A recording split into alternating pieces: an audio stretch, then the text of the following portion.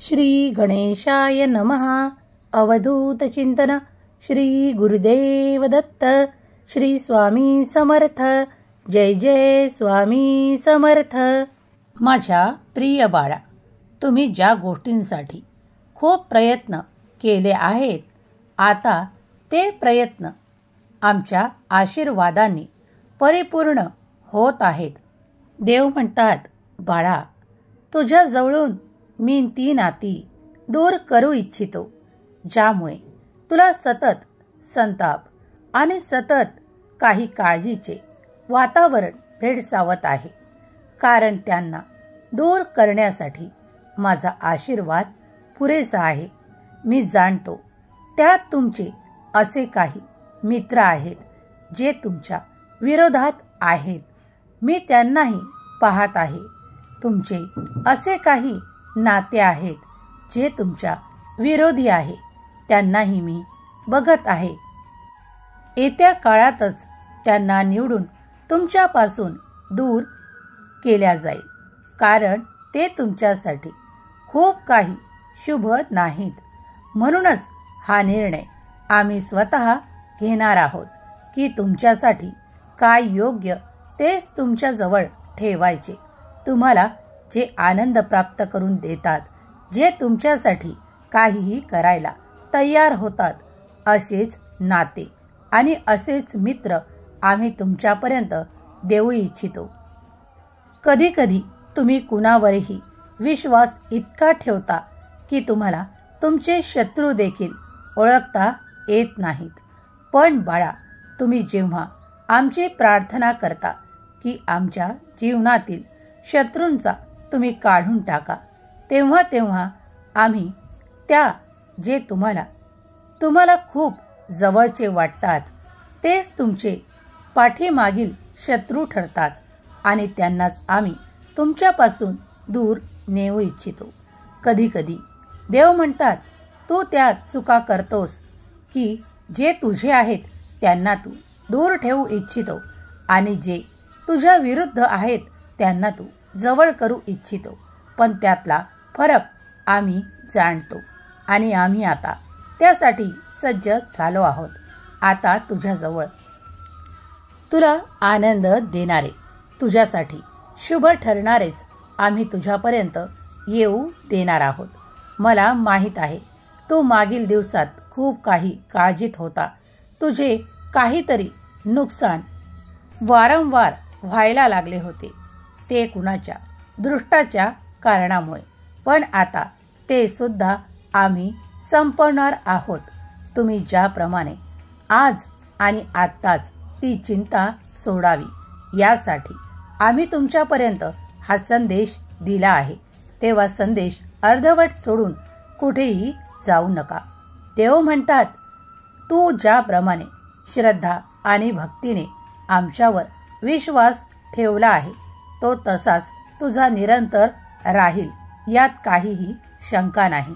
बाळा, आम्ही तुझ्यावर खूप प्रेम करतो आणि तुला नेहमीच सुरक्षित आणि आनंदी ठेवू इच्छितो.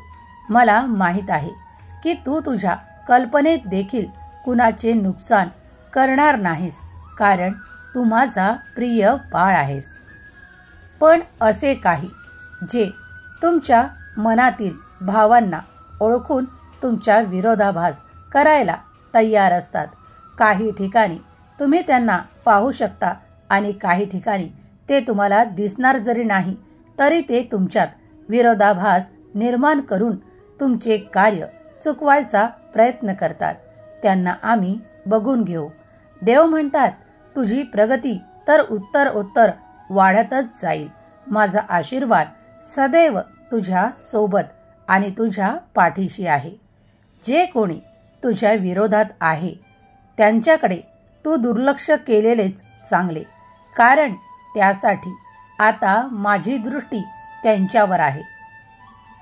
येत्या काळात तुला आता तो कोणताही दृष्ट अनुभव येणार नाही, कारण त्याची काळजी आम्ही करत आहोत. तू जेव्हा आम्हाला भगवंताच्या रूपात पाहतो आणि नामस्मरण करतो, तेव्हा तुझी प्रत्येक क्षणाला काळजी घेणे हे आमचे कर्तव्य आहे. तू आमच्यावर संपूर्णपणे विश्वास ठेवू शकतोस. मी तुझा देव आहे. मी तुला कोणत्याही परिस्थितीत एकटा सोडू इच्छित नाही. बाळांनो, कधी कधी तुमची खूप काही प्रगती पाहून तुमचे वैरी समोर येतात. ते तुम्हाला दिसत जरी नसले तरी ते असतात. त्यांनाच तुम्ही गुप्त शत्रू म्हणू शकता. असे काही लोक खूप असतात, पण त्यांच्यातून तुम्हाला संरक्षण देण्यासाठी आमची ऊर्जा कामा येते. तुमच्यासाठी आम्ही ते चमत्कारिक आशीर्वाद पाठवू इच्छितो. देव म्हणतात, हे कलियुग आहे. यात कुणाला कुणाचे कितपत चांगले दिसते हे सांगता येत नाही. तुम्हाला असे वाटते की तो तर माझ्यासाठी खूप चांगले विचार करतो, माझे हित नेहमीच पाहतो. पण तसे वर वर दाखवणारे खूप जण तुमच्या आजूबाजूला असू शकतात. तेव्हा त्यांच्यापासून सावधान राहणेच चांगले. देव म्हणतात, तुम्ही अशा नात्यांना गमावू नका जे तुमच्यासाठी खूप प्रेमाचे आहेत, जे तुमच्यासाठी नेहमीच प्रयत्नरत असतात की तुम्हाला तो आनंद प्राप्त व्हावा. तुमच्या जवळ ती नाती आम्ही दिलेली आहेत. त्यांना ओळखणे सुरू ठेवा. जर तुम्ही त्या काही चुकींच्या लोकांपायी किंवा कुणाच्या काही कान गोष्टींपायी जर तुम्ही त्यांचा त्याग केला तर तुम्ही तुमच्या जवळ फक्त दगड जमा कराल आणि हिरे बाजूला पडून राहतील. त्यासाठी सावधान करणे आवश्यक आहे. देव म्हणतात, अरे बाळा, आपल्या विवेकबुद्धीने कधी कधी काही कार्य करत जावे, कारण खूप काही लोक विरोधात असतात. ते तुम्हाला कधी दिसून येतात, कधी नाही. पण आपली विवेकबुद्धी जागृत करण्यासाठी तुम्ही देवाचा धावा करत जा, कारण ते तुम्हाला स्पष्ट दिसून येतील. देवात ती अफाट शक्ती आहे जे तुमचे कल्याणच करू पाहतात. देव म्हणतात, अशा दुष्ट शक्तींना देवाचा आशीर्वाद नेहमीच नष्ट करतो, नेहमीच दूर ठेवतो. तुम्ही आता काळजी करणे थांबवा, चिंता करणे थांबवा, कारण तुमची चिंता आता स्वतः परमेश्वर घेत आहेत. तेव्हा आता तुम्ही फक्त नामस्मरण करा आणि आपले कार्य इतक्या योग्यतेने करत चला की तुमच्या कोणी आड जरी आले तरी ते कार्य थांबणार नाही. देवांचा आशीर्वाद प्रत्येक क्षणाला तुमच्या सोबत आहे. तुमची आता भाग्योदयाची स्थिती आली आहे. तुम्ही उत्तरोत्तर प्रगती करत जाणार आहात. तेव्हा तुमच्या सोबत आता खूप काही लोक शत्रुता करण्याचा प्रयत्न देखील करतील, पण ते सर्व काही पाहून घ्यायला आम्ही तिथे हजर आहोत हे विसरू नका. तेव्हा तुम्ही फक्त आपल्या कर्मावर जोर द्या, त्यावर लक्ष केंद्रित करून पुढे चालत राहा. मोठ्या माणसांचा मान सन्मान योग्य रीतीने करा. तुम्हाला जे काही प्रेमाचे नाते आम्ही दिले आहेत त्यांच्यावर तुम्ही संपूर्णपणे विश्वास ठेवा. तुमचे जे काही मोठे आहेत त्यांना तो योग्य सन्मान द्या, कारण ते तुमचं कधीही कल्याणच करू पाहतात. तुम्हाला ते तो मार्ग दाखवतात, कारण ती आमचीच इच्छा असते. कधी कधी तुम्हाला जागृती येण्यासाठी आम्ही त्यांच्याद्वारा तुम्हाला काही असे संकेतही देतो जे तुम्ही न दुर्लक्ष करता बघितलेत तर तुम्हाला अशक्यही शक्य करता येईल. देव म्हणतात, बाळा, तुझा पुढील काळ असा आनंदाने भरलेला येत आहे. तेव्हाही तू तो आनंद आपल्या परिवारात, आपल्या कुटुंबासोबत घालवू इच्छितो आणि मी तुला ते आनंदाचे क्षण देऊ इच्छितो. देव म्हणतात, तुझा संपूर्ण विश्वास माझ्यावर आहे. मी तो विश्वास अधिक वाढवण्यासाठी तुला त्या चमत्कारांची भेट देऊ इच्छितो जे येत्या काळात तुला प्राप्त होणार आहेत. तू आता अशा हंगामात प्रवेश करणार आहे जिथे तुझ्यासाठी सर्व काही शुभ शुभ होत जाणार आहे. देव म्हणतात, आता तुला कमी कर्मातही अधिक फळ प्राप्त होणार असा सुवर्ण काळ तुझ्यासाठी सुरू झाला आहे. देव म्हणतात, जेव्हा जेव्हा माझा आशीर्वाद तुझ्यावर येतो तेव्हा तेव्हा तुझे प्रत्येक काम मार्गी लागते. तुझ्या प्रत्येक अडचणी दूर होतात त्या आमच्या आशीर्वादांनी. देव म्हणतात, तुम्ही जी काही प्रार्थना या क्षणाला देखील करत आहात आणि आमच्याकडे उमेदीने पाहत आहात ते सर्व काही येत्या काळात तुला प्राप्त होईल. देव म्हणतात, बाळा, या क्षणाला देखील चिंता करत थांबून बसू नकोस, कारण माझा सुखाचा आशीर्वाद, आनंदाचा आशीर्वाद मी तुला देऊ इच्छितो. आणि जो कोणी बसला तो संपला हे जाणून घे. त्यासाठी थकून बसू नकोस, उभा राहा. तुझ्यासमोर खूप काही असे येणार आहे जे तुझ्यासाठी शुभ घटनांनी भरलेले असेल. तुझ्याजवळ ती तुझ्यावर प्रेम करणारी काही नाती आहेत. त्यांच्या काही बोलण्याने तुझे मन कधी दुखावले गेले असेल तर त्यांना क्षमा कर आणि आनंदाने जवळ कर. देव म्हणतात, कधी कधी तुम्ही ज्यांना गार समजता तेच तुमच्यासाठी हिरे ठरतात. देव म्हणतात, तुला काही कटू वाक्य सांगू इच्छितो. जेव्हा तुझे कोणीच नाते नसतात ते तुझ्याशी नाते बनवू इच्छितात, कारण ते त्यांचे काही कार्य साधण्यापुरते तुमच्या जवळ येतात. तेव्हा हे लक्षात घ्या की जेव्हा जे आपले नाहीतच ते आपले कसे होणार. आपले विवेक बुद्धी जागृत ठेवा आणि ओळखायला शिका. देव म्हणतात, ज्यांचे विचार तुमच्याशी कधीच जुळत नाहीत त्यांना तुम्ही जवळ ठेवून करणार काय, कारण ते नेहमीच तुमच्या निर्णयाच्या विरोधातच कार्य करतील. तेव्हा अशांपासून नेहमीच लांब राहणे चांगले, किंवा एकटे राहणे त्याहून चांगले. देव म्हणतात, जेव्हा जेव्हा तू निर्णय घेतोस तेव्हा आमचा आशीर्वादही तुझ्या सोबत असतो.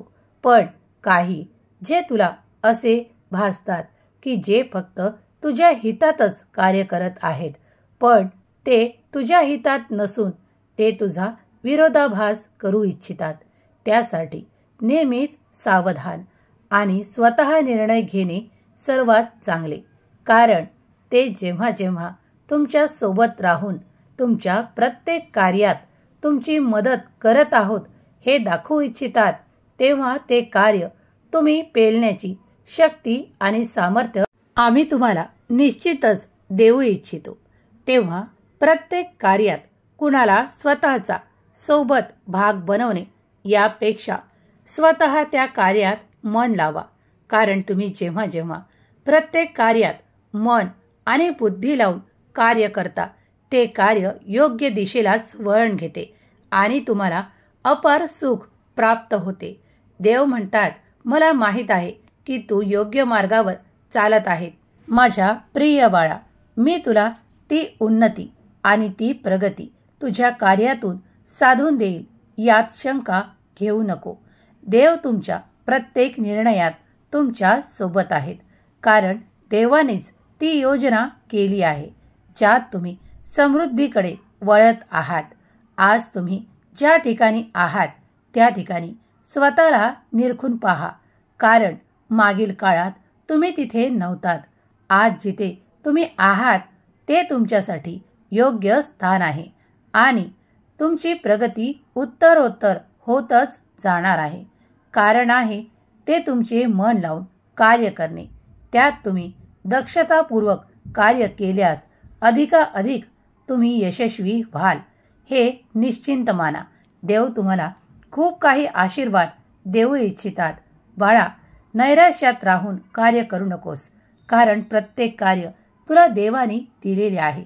हे जर तू मानून केलेस आणि त्यासाठी योग्य ते परिश्रम घेतलेस तर यश गाठायला तुला काहीही काळ लागणार नाही. देव म्हणतात, खूप कार्य एक सोबत केल्यापेक्षा काही निवडक कार्य हाती घ्या आणि त्यावर आपल्या मनापासून कार्य करणे सुरू करा.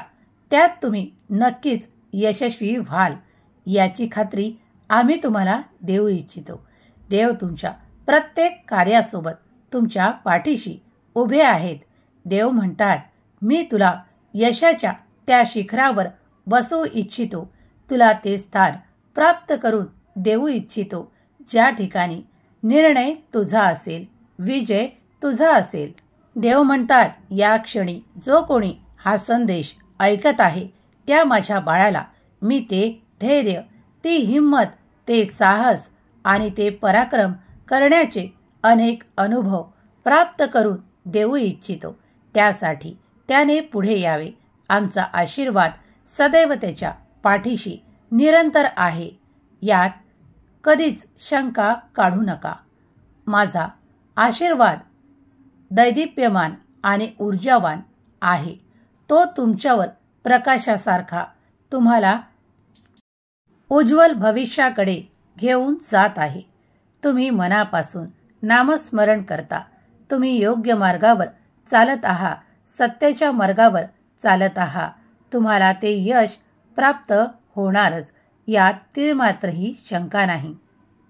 देव म्हणतात, आजपासून तुझ्या घराकडे ते सुख, समृद्धी आणि आनंदाचे क्षण मी पाठवू इच्छितो.